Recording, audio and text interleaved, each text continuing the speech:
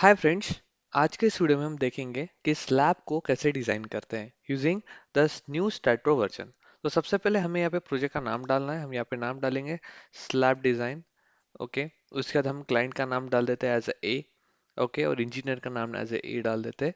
आपको IS code यहाँ पे design code IS code 456 plus 13920 ductile detailing के लिए यूज करना है। फिर आपको स्लैब को सिलेक्ट करने के बाद यहाँ पे आपको 3 मीटर की मतलब एक एक फ्लोर की आपको हाइट सिलेक्ट करनी होती है। ठीक है। फिर हम क्रिएट न्यू प्रोजेक्ट के ऊपर क्लिक करेंगे। ये ऑटोमेटिकली सारा डाटा लेके आएगा, बट इसमें एक चेंजेस ऐसे है, जो जो चीजें हमने कॉलम और बीम के लिए की है it is not same at all. ठीक है। इसमें इतनी चीजें सेम नहीं होती, इसमें सारी चीजें चेंजेस होती है। आपको ये जो जनरल अरेंजमेंट ड्राइंग दिख रही है आप इसको इंपोर्ट कर सकते हैं आपके फाइल में। ओके। आप यहाँ पे देख सकते हैं कि इसका प्लान का एट 3 मीटर डिस्टेंस के ऊपर 3 मीटर हाइट के ऊपर किस तरीके से इसका रहा है, मतलब प्लान कैसा है, उसके distance. Okay. Centre to centre distance आपको यहाँ पे दिख रहे हैं। इस साइड में आपको सेंटर टू सेंटर डिस्टेंस दिख रहे हैं, राइट। ओके।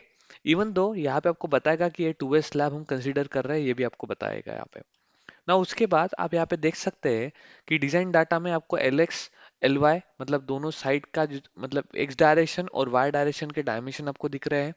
अगर आपको इसको as a one way slab design करना है तो आपको सबसे पहले L X by L Y ratio आपको फॉर्म करना पड़ेगा।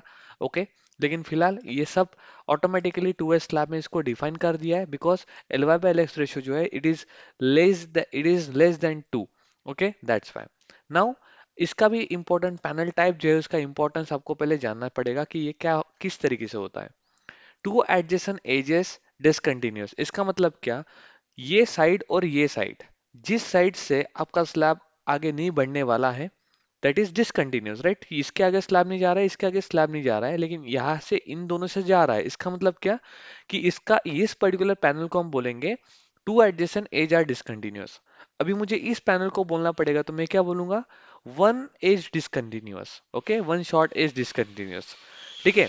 इंटीरियर पैनल मतलब क्या होता है कि बीच वाला पैनल। ठीक है। इस पैनल को मैं क्या बोलूंगा कि टू साइड से डिसकंटिन्यूअस। इसको भी बोलूंगा टू साइड से डिसकंटिन्यूअस, इसको बोलूंगा वन साइड से डिसकंटिन्यूअस। ठीक है। तो ये स्टैट्रो खुद ही लेके आता है। लेकिन उसके बाद जो हम काम हमें करना पड़ता है वो काम मैं आपको बता रहा हूँ। सबसे पहले आपको यहाँ पे इम्पोज लोड प्रोवाइड करना पड़ेगा। ठीक है। तो इम्पोज लोड में यहाँ पे प्रोवाइड कर रहा है 2 किलोमीटर पर स्क्वायर मीटर। लाइव लोड हम यहाँ पे प्रोवाइड कर रहे हैं, मान के चलो 3.5 हम प्रोवाइड कर रहे हैं यहाँ पे। ओके, 3 मीटर ही प्रोवाइड कर दे रहे। थिकनेस अगर ऑलरेडी उन्होंने ले लिया होता है, अगर आपको देना आप खुद दे सकते हैं, no worries. Okay, you can provide thickness as 150 mm but no worry about it. Slab cut, अगर आपके इसमें कुछ स्लैब का कटिंग है जैसे सिंकिंग होता है, जहाँ पे आप टॉयलेट बाथरूम क्रिएट करते हैं वहाँ पे संक होता है, वो बताऊंगा आगे वाले वीडियो में। तो वहां पे आपको टॉप ऑफ द स्लैब यहाँ पे लिखना है। ओके। उसके बाद आपको इज कट आउट, यस, जैसे वहां पे कुछ संक वगैरह होता है तो उसमें कुछ कट आउट वगैरह है क्या, या फिर स्टेयर केसेस वगैरह आप डाल रहे हैं क्या, तो उस टाइम में आपको उसको यस करना है। तो वो अभी फिलहाल इस वीडियो में नहीं है, राइट।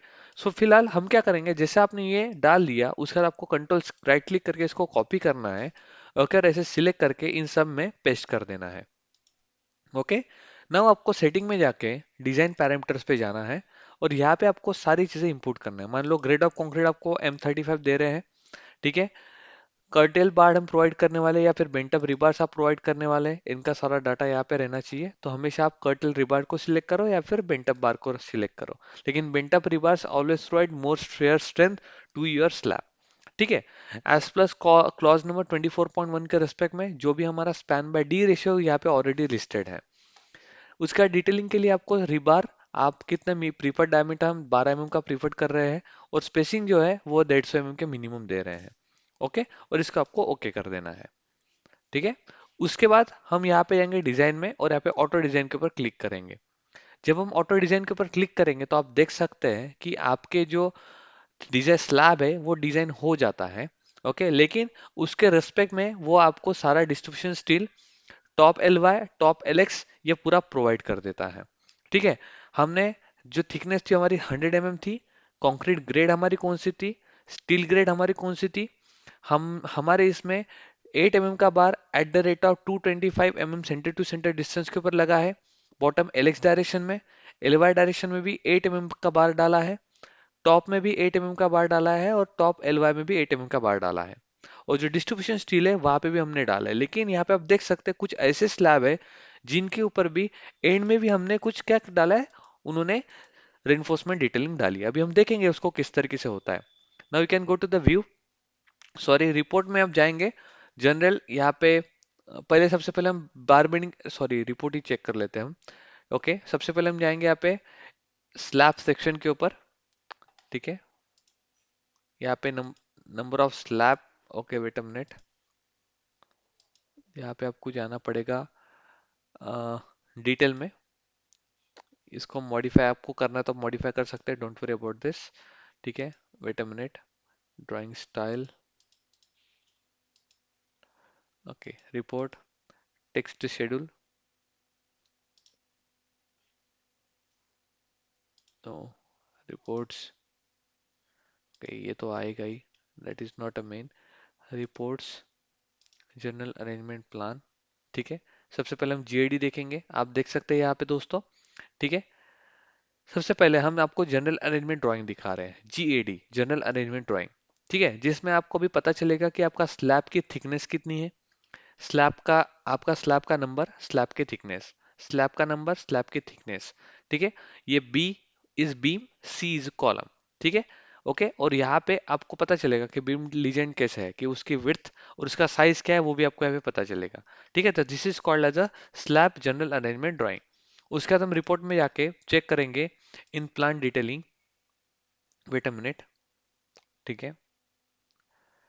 ओके तो आप देख सकते हैं कि प्लान में आपको इस तरीके से डिटेलिंग दिखेगी, ठीक है, जिसमें आपको पता चलेगा कि आपको किस तरीके से रेनफोर्समेंट प्रोवाइड करना है, और ये बहुत ही मतलब कॉम्प्लिकेटेड सेक्शन दिखता है, ठीक है। इसमें बेंट अप रेनफोर्समेंट आपको दिख रहे होंगे, राइट ना। उसके बाद रिपोर्ट में जाके हम आपको स्लैब सेक्शन दिखाएंगे।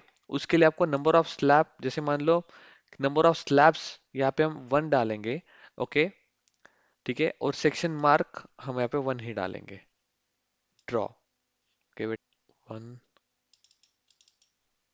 1,